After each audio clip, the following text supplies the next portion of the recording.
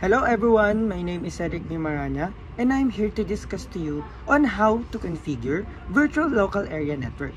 Pero bagong lahat, nais ko muna pong pasalamatan ang aming guro na si Sir Oliver C. Sanchez dahil po sa pagtuturo niya sa amin is pwede na rin po namin itong maituro sa inyo.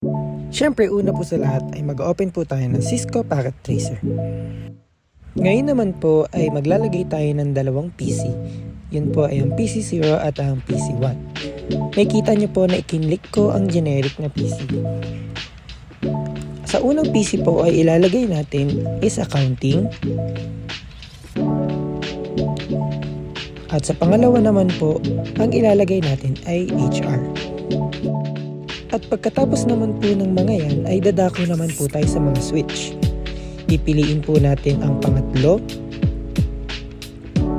At tsaka po natin i-connect ang straight through cable sa switch. Nakikita po natin na fast internet ang ginagamit natin.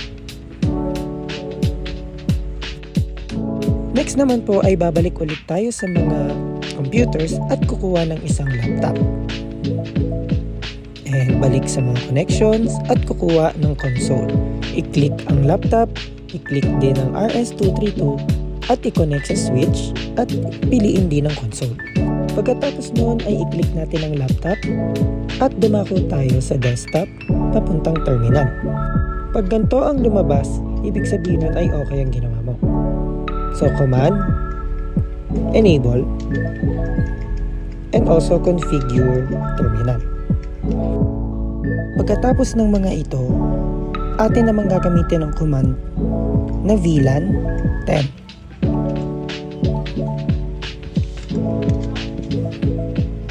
Lalagay din natin ng name at ang ginamit natin na name doon sa PC0 which is ang accounting. And then exit.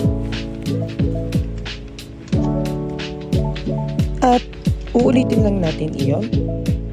Pero ang gagamitin naman natin is VLAN 20. Pangalan name ulit at ang pangalan naman ng pangalawang PC which is HR. And exit. Pag natapos na natin ang mga iyon, ang command naman na gagamitin natin ay interface fast ethernet 1/0. Pagkatapos po nito, ang ilalagay naman na command ay switch port mode access. Make sure po natin na tama ang ating mga spacing para hindi po natin ulitin o hindi po mag-error ang lumabas.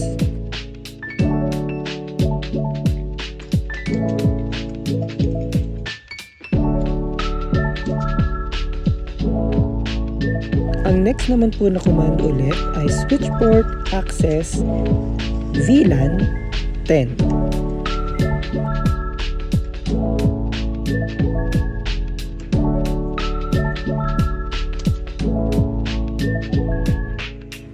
Maglalagay ulit tayo ng exit and also the interface fast internet.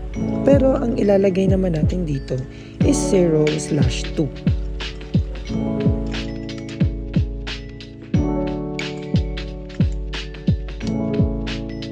Maglalagay ulit tayo ng switch port mode access.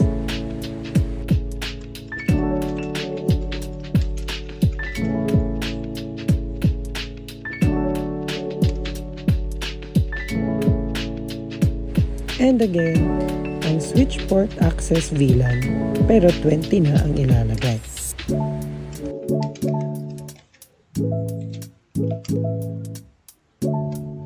Ilagay ang command na exit ng 2 times. Pagkatapos ng dalawang exit is ilalagay mo naman is show VLAN brief.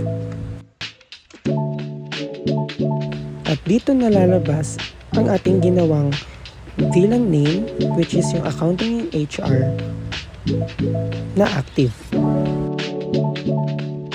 And that's it. Nagawa na po natin mag-configure ng Virtual Local Area Network. Maraming salamat po.